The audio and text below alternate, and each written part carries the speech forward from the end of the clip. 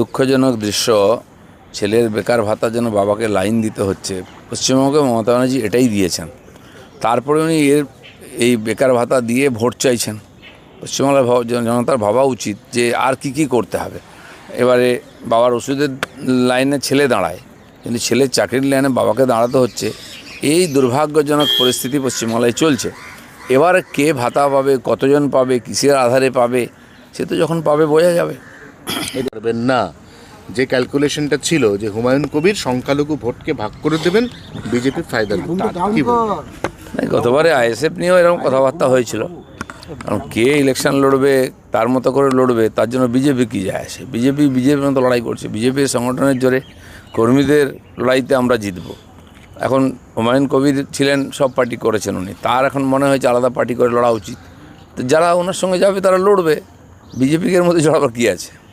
শেষ আমরা বামের সাথে জোট করতে পারলো না, নওশাদ সিদ্দিকী শেষ মুহূর্তে বেঁকে বসলো, মানে হুমায়ুন কবিরটা একদম কোণঠাসা হয়ে গেল। তার আমি জানি না উনি কী ভেবে পার্টি করেছেন, নিজের জোরে লড়বেন না অন্যের জোরে লড়বেন, সেটা ওনার সমস্যা। এখনও সময় আছে, চলছে চর্চা, কে কার সঙ্গে থাকবে, ইকুয়েশন বদল হতে পারে। এসআইআরে শেষ পর্যন্ত 65 লক্ষ নাম এখনো পর্যন্ত বাদ গেছে, আগে 58 ছিল, তারপর আরও সেখানে যোগ হয়েছে কিছু। কিন্তু বিজেপি শুরু থেকে বলে আসছিল 1.5 কোটি নাম বাদ যাবে। অমিত শাহ বলেছিলেন পশ্চিম বঙ্গাল সে 1.5 করোড় ঘুসপেটিও কো হাম বাহার নিকাল দেঙ্গে। অত তো হলো না। না, ঘুসপেটিয়ার সঙ্গে নাম বাদ যাওয়ার খুব একটা ব্যাপার নেই তো। ঘুসপেটিয়া তো 2 কোটি আছে এখানে, এবং এখান 1.5 কোটি ভারতবর্ষে অন্য রাজ্যে আরও 50 লাখ আছে। তারা সব ভোটার আছে এরকম নয় তো, ভোটার হওয়ার চেষ্টা করেছে, কিছু লোক হয়েছে। নাহলে একজনের 100 ছেলে, 200 ছেলে, 250 ছেলে কী করে হলো? এ তো বিশ্বে কোথাও দেখা যায়নি। ধৃতরাষ্ট্রের এতগুলো ছেলে ছিল না, এখন যা দেখা যাচ্ছে। এগুলো কিসের নাম? এগুলো তো বাদ যাবে তো। ভোটার লিস্ট নাম বেরোক, ভোটার লিস্ট, তখন বোঝা যাবে ফাইনাল লিস্ট এলে। এই যে যুবসাথীর ক্যাম্পে এমন মানুষ দাঁড়িয়ে পড়েছেন যারা অভিভাবক, এবং তারা বলছেন যে আমার ছেলে চাকরি না পাওয়াতে এতটাই আত্মগ্লানিতে ভুগছে যে ছেলে লাইনটাও দেওয়ার, সেই মুখ দেখানোরও ছেলেটার উপায় নেই। আমাকে বলেছে বাবা তুমি লাইন দাও, এবং ছেলের হয়ে বাবা লাইন দিচ্ছেন। এই দৃশ্য পশ্চিমবঙ্গে প্রত্যেকটি বিধানসভায় আমরা দেখতে পাচ্ছি। এই যে দুঃখজনক দৃশ্য, ছেলের বেকার ভাতার জন্য বাবাকে লাইন দিতে হচ্ছে। পশ্চিমবঙ্গে মমতা ব্যানার্জি এটাই দিয়েছেন, তারপরে উনি এই বেকার ভাতা দিয়ে ভোট চাইছেন। পশ্চিমবাংলার জনতার ভাবা উচিত যে আর কি করতে হবে। এবারে বাবার ওষুধের লাইনে ছেলে দাঁড়ায়, কিন্তু ছেলের চাকরির লাইনে বাবাকে দাঁড়াতে হচ্ছে। এই দুর্ভাগ্যজনক পরিস্থিতি পশ্চিমবাংলায় চলছে। এবার কে ভাতা পাবে, কতজন পাবে, কিসের আধারে পাবে, সে তো যখন পাবে বোঝা যাবে। এটা তো তৃণমূলের তো যুব সমাজের, মানে আপনারা তো যার পাল্টা করতে বাধ্য হলেন যুব আড্ডা, কারণ এটা তো নিঃসন্দেহে মমতা বন্দ্যোপাধ্যায় যুব সমাজকে অনেকটা কাছে টেনে নিয়েছে। যুব আড্ডা আর ভাতা দুটো আলাদা জিনিস। ভাতা হচ্ছে লোভ দেখিয়ে লোককে নিয়ে আসে। আমরা যুবদের ডাকছি তাদের সমস্যা শোনার জন্য, তারা কি চায়, কেমন পশ্চিমবঙ্গ চায়, তাদের স্বপ্ন কী আছে এটা জানার জন্য। সেটাকে সফল করার চেষ্টা করবে বিজেপি ক্ষমতা এলে। আর যুবদেরই দায়িত্ব আছে, তারা তাদের মতো যদি বাংলা চায় তাহলে বাংলায় পরিবর্তন করুক। এখনো পর্যন্ত মাত্র দুদিনে যুবসাথীতে আবেদন 15,36,450 জন। ভোটের ফয়দা তুলতে মমতার এই প্রকল্প রাজ্যের শিক্ষিত বেকারদের পরিসংখ্যানকেই তুলে ধরছে না। 15 লক্ষ তো কিছুই না। 1000 চাকরির জন্য 15 লক্ষ লোক পরীক্ষা দেয়, সে তো ক্যাটাগরিক্যালি থাকে।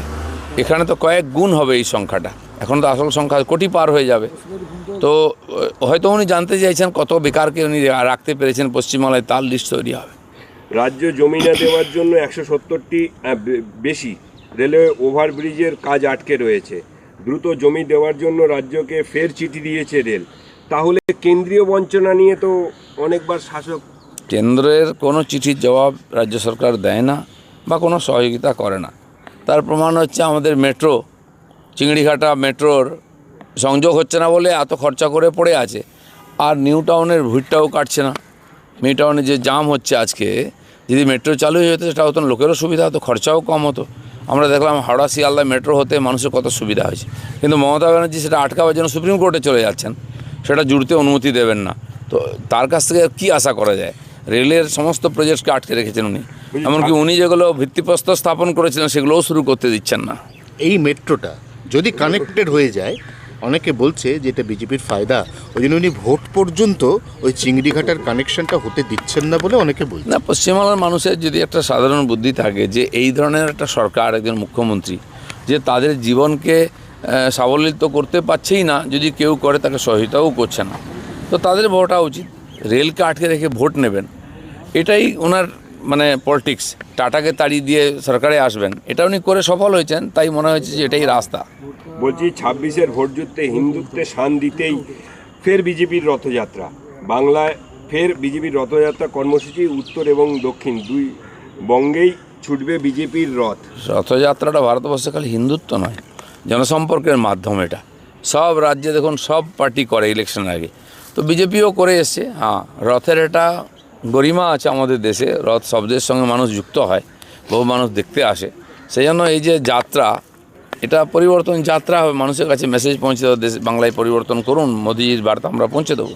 এই বিজেপি হিন্দুত্ব করে না, আপনারা বলেন BJP secular party. Amit Shah আবার আসছেন মায়াপুর ইস্কন মন্দিরে 18 তারিখ।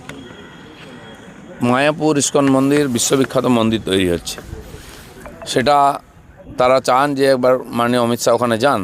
এর অনেক বছর আগের থেকে ওনারা আগ্রহ করেছেন আসার জন্য, কিন্তু মাননীয় অমিত শাহ সময় দিতে পারেননি বলে। তো এবারে একবার যাওয়ার চেষ্টা করবেন উনি ওখানে। একটা দর্শনীয় স্থান, প্রত্যেকের যাওয়া উচিত। আর বিজেপি হিন্দুত্ব বলতে লজ্জা পায় না, কারণ হিন্দুদের দেশ, হিন্দু কালচার এখানকার, লাইফস্টাইল এখানকার হিন্দু। তো সেই জন্য আমরা হিন্দুত্ব বলতে লজ্জা বোধ করি না, আমরা ফালতু সেকুলারিজম দেখাই না, আমরা হিন্দু জীবন পদ্ধতি, হিন্দু আইডিওলজিতে বিশ্বাস করি। বাকি আমাদের সংবিধান আছে, দেশের সংবিধান আছে, সেটা মেনে আমরা কাজ করি। আপনি 18 তারিখ যাবেন? না, আমার যাওয়ার কথা নেই সব জায়গায়। বলছি তৃণমূলের প্রার্থী কারা হবেন, আবেদনকারীদের জন্য ফের বায়োডাটা দিয়ে বক্স তৈরি করলো তৃণমূল ভবনে। না, সে তো দেখুন প্রত্যেক সময় হয় একটা, ওরা তো ঠিক করে রেখেছে, একটা আইওয়াস করে, যেহেতু বিজেপিতে সবার মতামত নেওয়া হয়, পাবলিকের মতামত নিচ্ছি আমরা সংকল্পপত্র তৈরি করার জন্য। সেরকম আমাদের অফিসেও যারা ক্যান্ডিডেট হতে চান, জেলা অফিসে, রাজ্য অফিসে, তারা নাম জমা দিচ্ছেন, অ্যাপ্লিকেশন দিচ্ছেন, তার ভিতর থেকে বাছা হবে প্রার্থী। এটা অনুকরণ করছে।